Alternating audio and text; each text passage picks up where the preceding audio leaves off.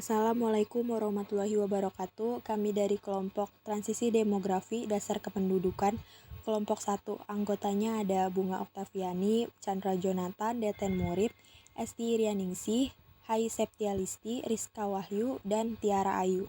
Yang pertama ada pendahuluan latar belakang transisi demografi.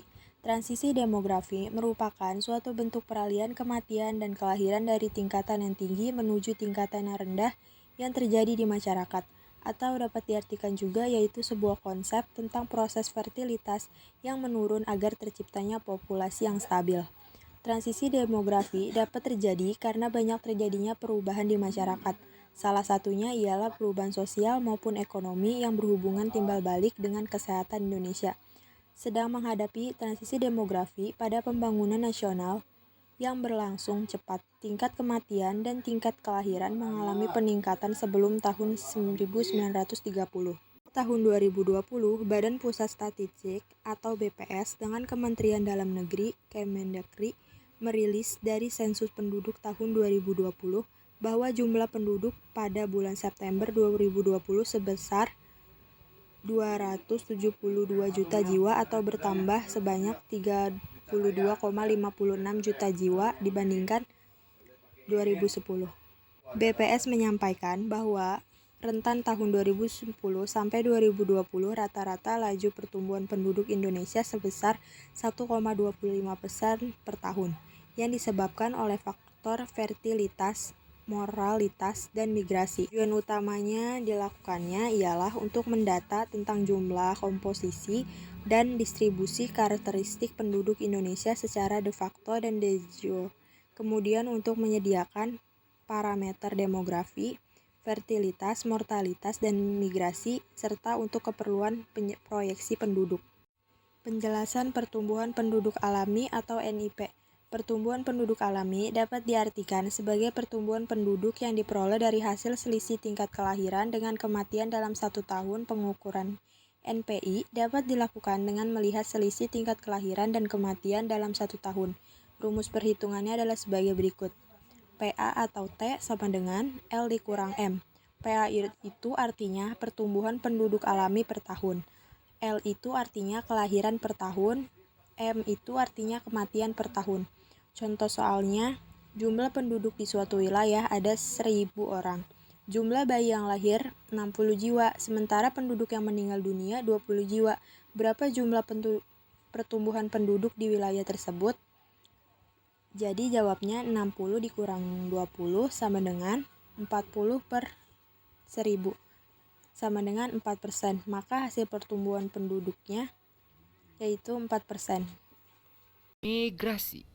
Pertumbuhan penduduk migrasi adalah pertumbuhan penduduk yang diperoleh dari selisih migrasi masuk dan migrasi keluar. Pertumbuhan ini termasuk pertumbuhan penduduk non-alami. Rumus perhitungannya ialah T sama dengan I kurang E. T pertumbuhan penduduk migrasi per tahun, I migrasi masuk per tahun, dan E migrasi keluar per tahun. Berikut contoh soal.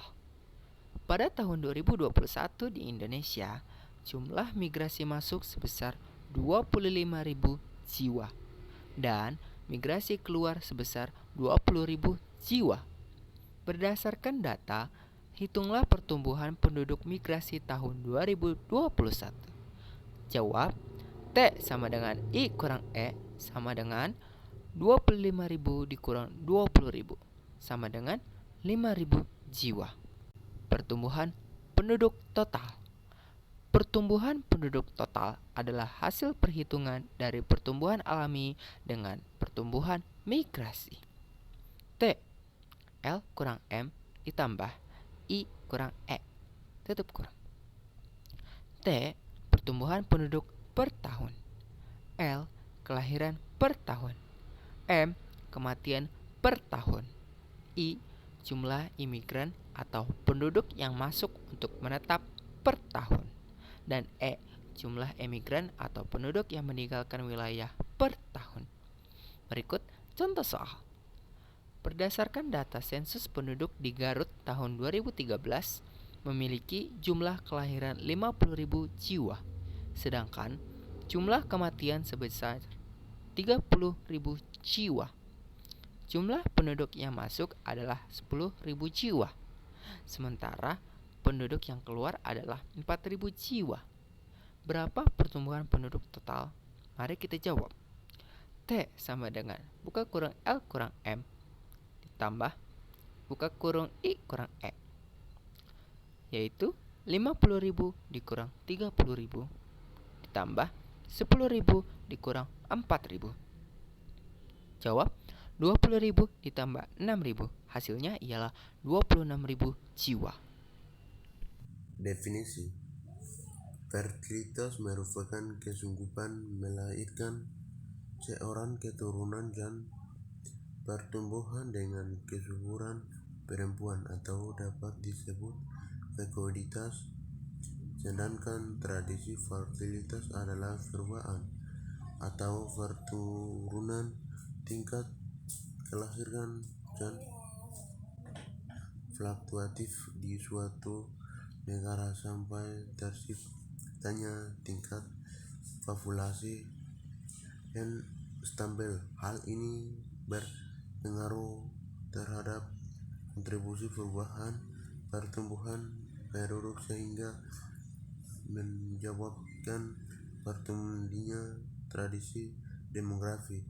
Bahwa faktor utama pertumbuhan penduduk adalah fertilitas, maka penjagaan dan pengendalian angka fertilitas dapat menurunkan laju pertumbuhan penduduk pada 2014.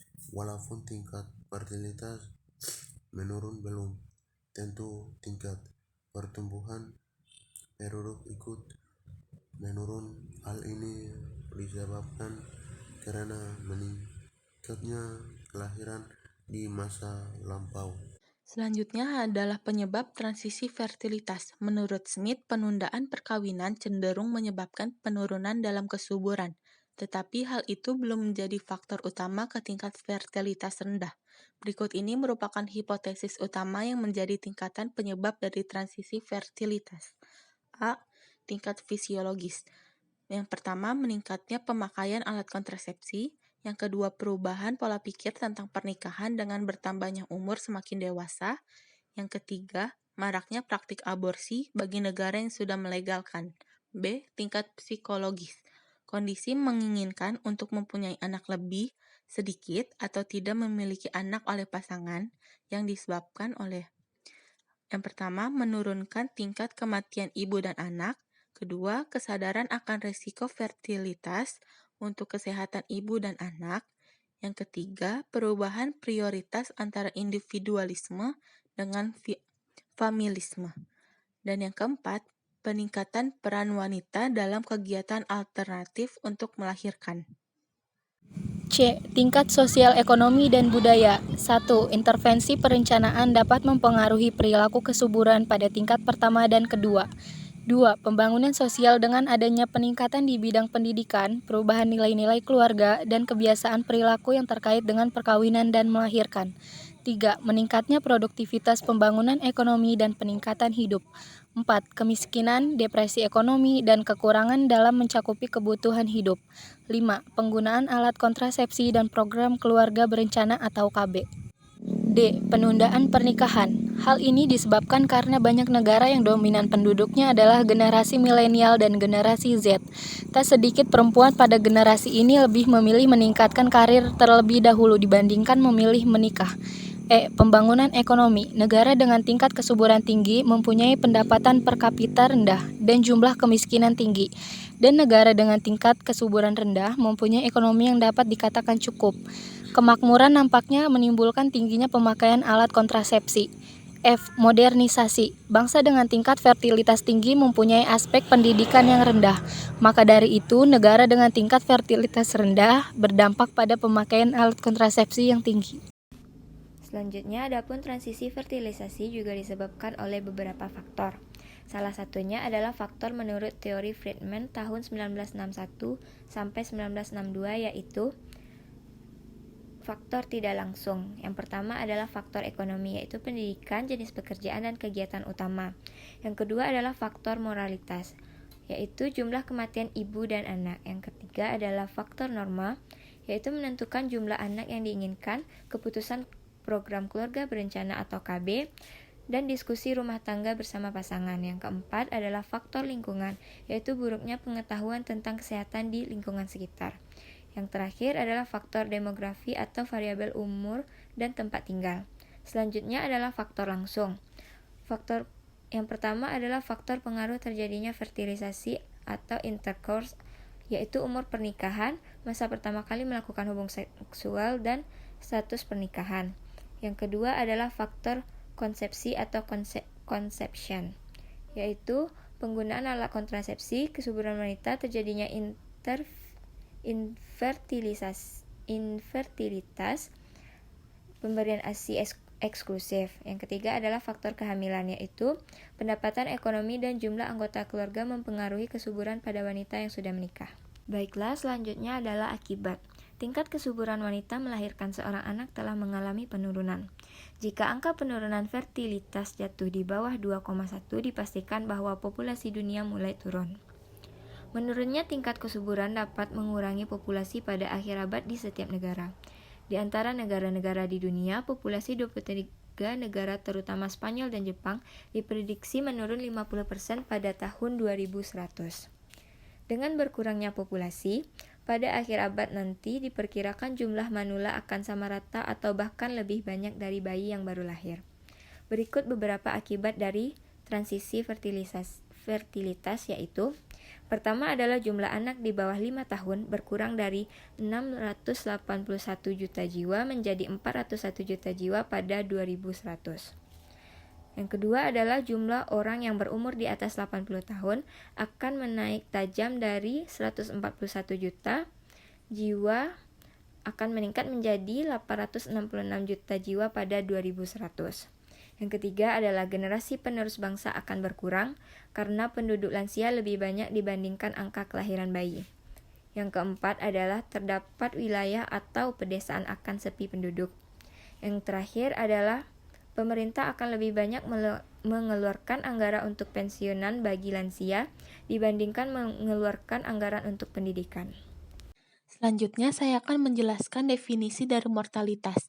Menurut Budi Utomo, mortalitas merupakan peristiwa menghilangnya semua tanda-tanda kehidupan secara permanen yang dapat terjadi setiap saat setelah kelahiran hidup. Sedangkan transisi mortalitas adalah sebuah keadaan di mana tingkat angka rata-rata kematian penduduk mengalami perubahan secara fluktuatif sehingga menyebabkan keadaan belum stabil dalam wilayah dan jangka waktu tertentu. Selanjutnya, penyebab dari transisi mortalitas. Penurunan angka kematian merupakan salah satu parameter dari kemajuan suatu negara, terutama menurunnya angka kematian ibu dan anak dalam masa persalinan. Ini merupakan permasalahan utama di dunia kesehatan. Berikut penyebab transisi mortalitas, yaitu yang pertama, persebaran pelayanan kesehatan dan derajat kesehatan masyarakat mengalami perubahan. Yang kedua, terjadi perubahan sosial ekonomi masyarakat. Yang ketiga, perubahan struktur penduduk. Yang keempat, meningkatnya usia harapan hidup. Yang kelima, faktor hidup. Keenam, berkurangnya angka kelahiran. Ketujuh, terjadinya peralihan generasi dan perkembangan teknologi. Jadinya transisi mortalitas dapat mengakibatkan pertumbuhan dan perkembangan penduduk mengalami peralihan. Yang kedua, pelayanan kesehatan diutamakan untuk mengalami kemajuan. Yang ketiga, derajat kualitas kesehatan dalam masyarakat menjadi pertimbangan. Yang keempat, jika mengalami penurunan mortalitas, maka tingkat penduduk mulai stabil. Yang kelima, mempengaruhi tingkat fertilitas dan natalitas. Yang keenam, pembangunan ekonomi suatu wilayah masih dalam masa menuju stabil. Yang ketujuh, dapat berpengaruh pada arus penduduk di suatu wilayah. Yang kedelapan, perkembangan dan pertumbuhan kesehatan masyarakat dipastikan meningkat jika keadaan mulai stabil. Dan yang terakhir, permasalahan kesehatan dapat diatasi tergantung dengan naik atau turunnya kondisi transisi. Bab 3 atau penutup. Kesimpulan dan saran. Kesimpulannya adalah Transisi demografi adalah perubahan kondisi pertumbuhan penduduk dengan tingkat fertilitas dan tingkat mortalitas yang tinggi menuju pertumbuhan penduduk dengan tingkat fertilitas dan tingkat mortalitas yang rendah, hingga terciptanya tingkat populasi yang stabil. Transisi demografi juga mencakup pertumbuhan penduduk alami, migrasi, dan total di suatu wilayah. Sedangkan sarannya adalah pemerintah mempunyai peran besar dalam menghadapi transisi demografi. Yang semakin berkembangnya teknologi, semakin besar juga terjadinya transisi yang lain. Saran penulis berharap banyak tersedianya literatur dan sumber media agar penulis mudah mendapat banyak referensi untuk pembuatan makalah selanjutnya. Penulis dapat menerima kritik dan saran dari pembaca demi kesempurnaan makalah dan makalah selanjutnya.